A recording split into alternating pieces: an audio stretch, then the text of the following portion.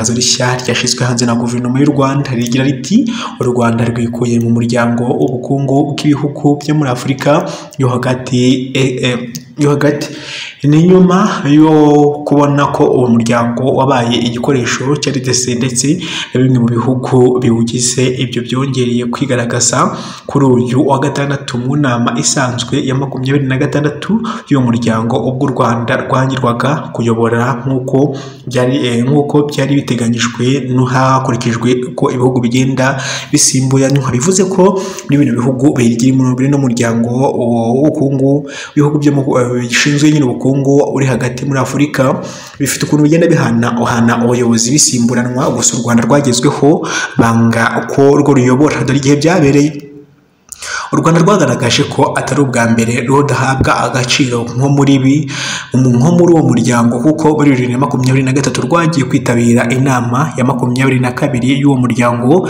yari yabereye i Kinshasa. Icyo gihe u Rwanda rwandikiye uwayoboraga umuryango wa Afurika yunze ubumwe ariko ntihagira icyo abikoraho. Ibyo byagaragaje ko ari uguceceka, kuba nta cyakozwe bigaragaza intege nke z'uwo muryango kuko wananiwe kubahiriza amategeko awugenga.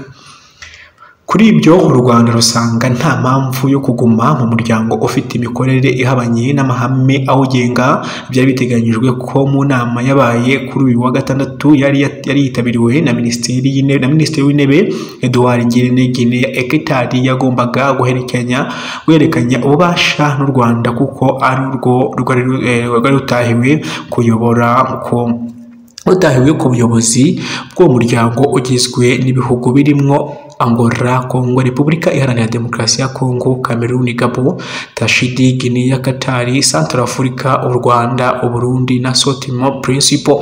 Ibi bihugu rero uko bikurikirana bivuga ko biri muri uwo muryango byashatse gukumira u Rwanda mu rwego kugira ngo rubahirize. Rero rwaseresohora itangazo ruvuga ko rwavuye muri uno muryango.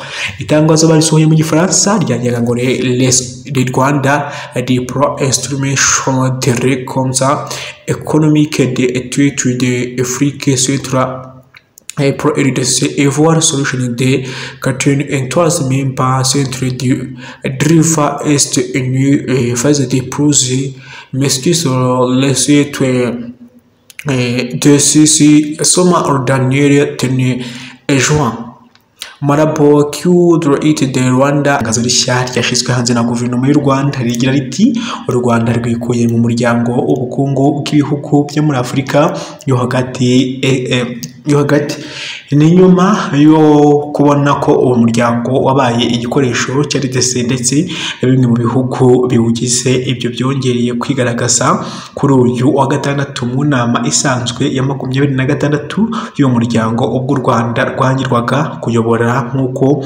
byari biteganyijwe hakurikijwe ko ibihugu bigenda bisimburanywa. Bivuze ko n'ibintu bihugu biri no muryango w'ubukungu ibihugu bishinzwe nyine ubukungu uri hagati muri Afurika bifite ukuntu bigenda bihana abayobozi bisimburanwa. Gusa u Rwanda rwagezweho banga ko rwo ruyobora, dore igihe byabereye u Rwanda rwagaragaje ko atari ubwa mbere rudahabwa agaciro nko muri uwo muryango, kuko muri 2023 rwagiye kwitabira inama ya 22 y'uwo muryango yari yabereye i Kinshasa. Icyo gihe u Rwanda rwandikiye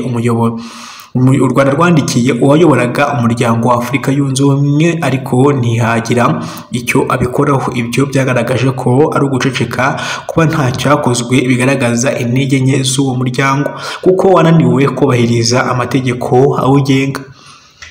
Kuri ibyo u Rwanda rusanga nta mpamvu yo kuguma mu muryango ufite imikorere ihabanye n'amahame awugenga.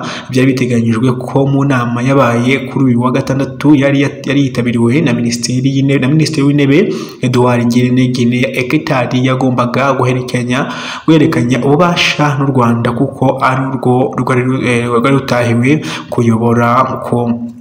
utahiwe ku buyobozi bw'uwo muryango ugizwe n'ibihugu birimo Angola, Congo, Repubulika Iharanira Demokarasi ya Congo, Cameroon, Gabon, Tashidi, Guinea, Qatar, Central Africa, u Rwanda, u Burundi na Sao Tome Principe.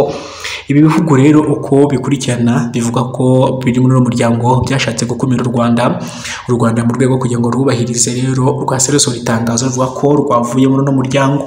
Itangazo